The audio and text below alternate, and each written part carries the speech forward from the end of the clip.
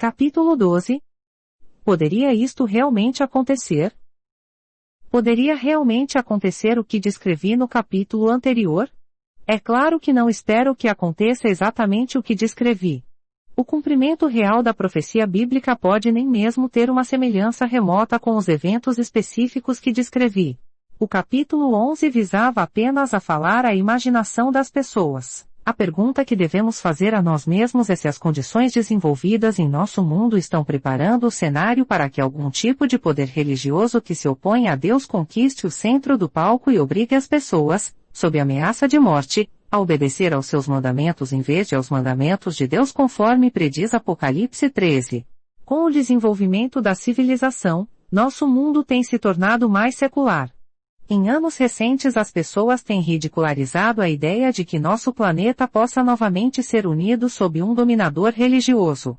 Por algum tempo parecia que as regiões mais tecnologicamente avançadas do mundo tinham entrado numa era pós-religiosa. A revolução fundamentalista muçulmana no supostamente ocidentalizado Irã, a ascensão do cristianismo fundamentalista nos Estados Unidos e a reafirmação simultânea do poder do espiritualismo na Europa e América do Norte via movimento da nova era, têm demonstrado a falácia de se considerar a sociedade moderna pós-religiosa. Em tempos de incerteza, ou quando inspirado por um demagogo, o povo pode ser facilmente levado de volta à religião como a solução dos seus problemas.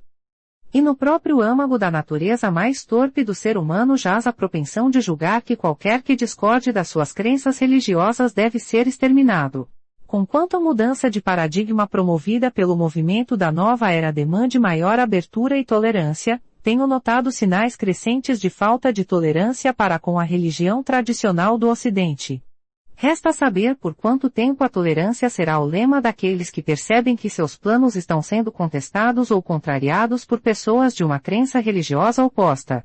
A Bíblia prediz que no final do tempo aqueles que rejeitaram a influência do Espírito Santo de Deus e olharam para si mesmos em busca de salvação, quer seja através de uma jornada para o íntimo, conforme prescreve a nova era, ou simplesmente ignorando a Deus e confiando em suas próprias obras, tornar-se-ão cada vez mais egocêntricos e sem consideração para com os outros. Em meio à desordem produzida pelo egocentrismo, nacionalismo, guerras, epidemias e calamidades, Satanás enviará um último demagogo para tentar unir o mundo sob sua liderança.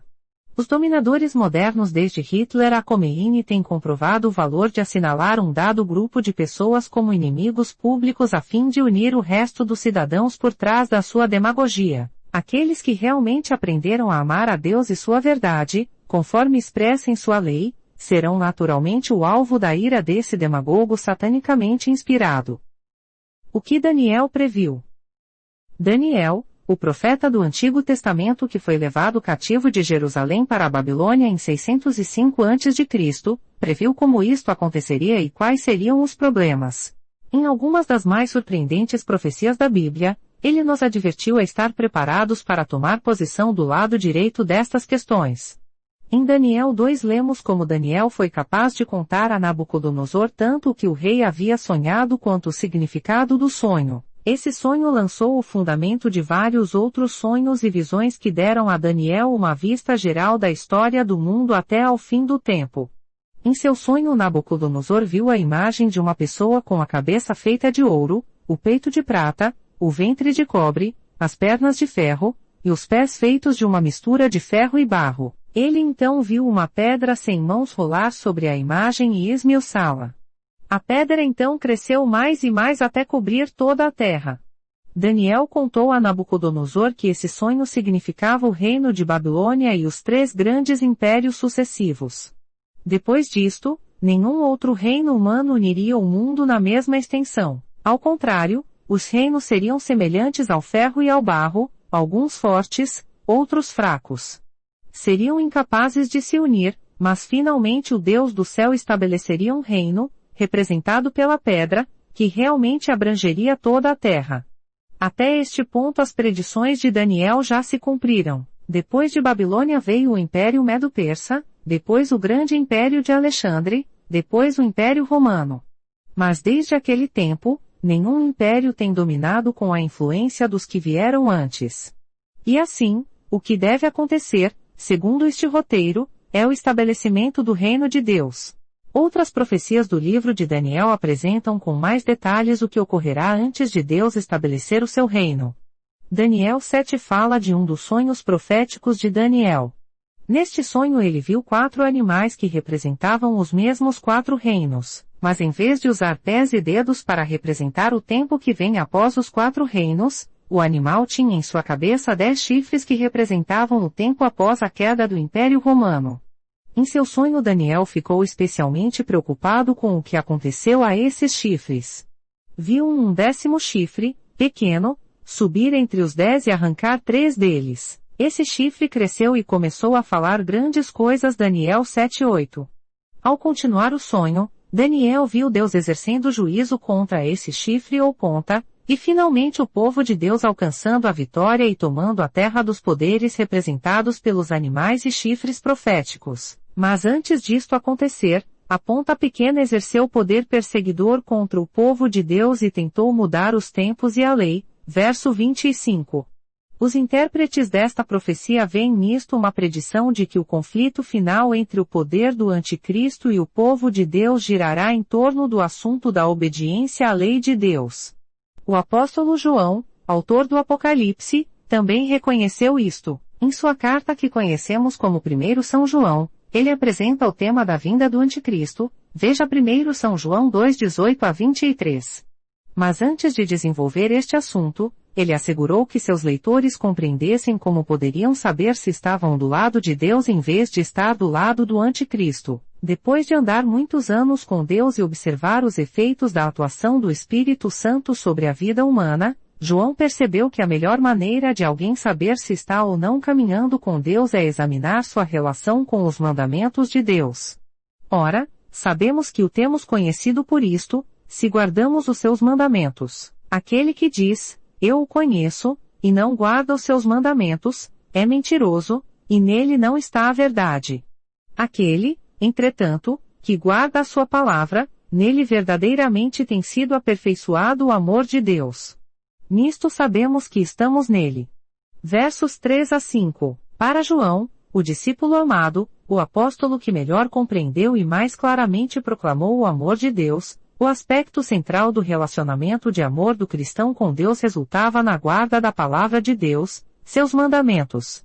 No tempo do fim, quando o poder do anticristo for plenamente revelado, Kurt Selle, e todos os demais, terão de decidir se obedecem à lei de Deus conforme registrada nos 10 mandamentos ou se obedecem às leis humanas que serão colocadas em oposição às leis de Deus. O anticristo operará grandes milagres para convencer o povo de que realmente fala por Cristo. A palavra anticristo significa alguém que se põe em lugar de Cristo.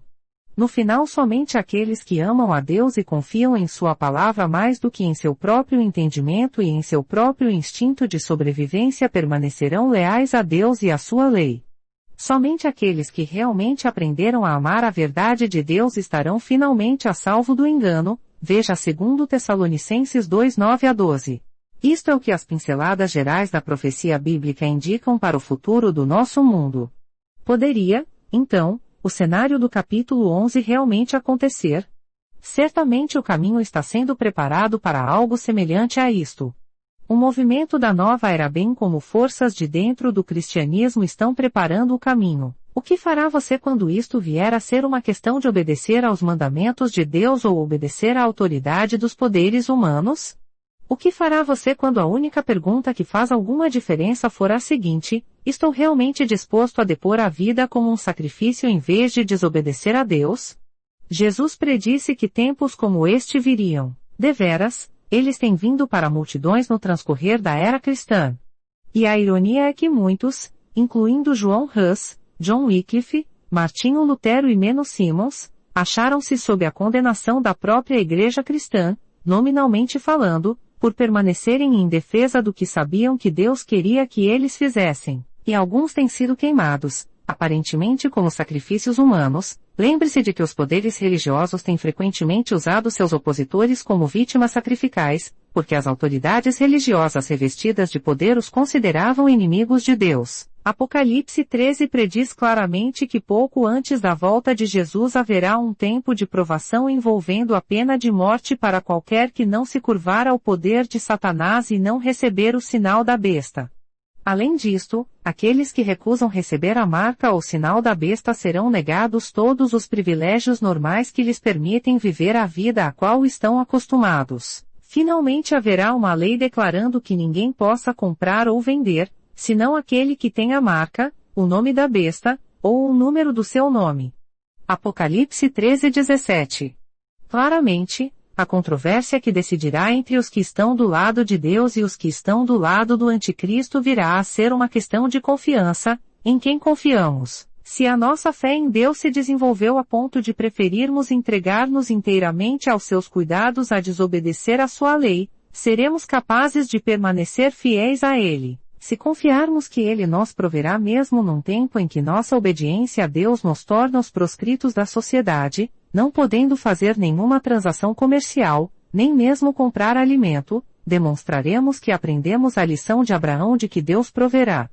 Apocalipse 14 retrata o caráter daqueles que resistirão às tentações dos últimos dias. Além de seguirem a Jesus, o Cordeiro de Deus, para onde quer que vá, verso 4, eles guardam os mandamentos de Deus e a fé de Jesus, verso 12. A fé que produz o fruto da obediência, como fez na vida de Jesus, é a chave para a recepção do selo de Deus em vez do sinal da besta. Se um tempo de provação tal como aquele descrito em Apocalipse 13 lhe sobrevier, saiba que Deus pode dar-lhe a força para suportá-lo. Saiba também que Deus não o salvará ou condenará baseando-se no que você faz. Todos os que Ele salva são salvos pela graça. Ele tão somente pede que em resposta você dê testemunho do seu amor e poder, permitindo que Ele o habilite a viver a vida em obediência a Ele. Deus prometeu grande e eterna honra àqueles que estão dispostos a dar a vida por Ele. A marcha dos acontecimentos no mundo faz parecer que as profecias logo poderão cumprir-se. Mais cedo do que pensamos, você e eu poderemos estar entre aqueles que enfrentarão a prova final a sobrevir ao planeta Terra. Se for este o caso, poderemos vencer pela graça do Deus que nos convida a confiar nele, o Deus que, conforme Abraão aprendeu, proverá.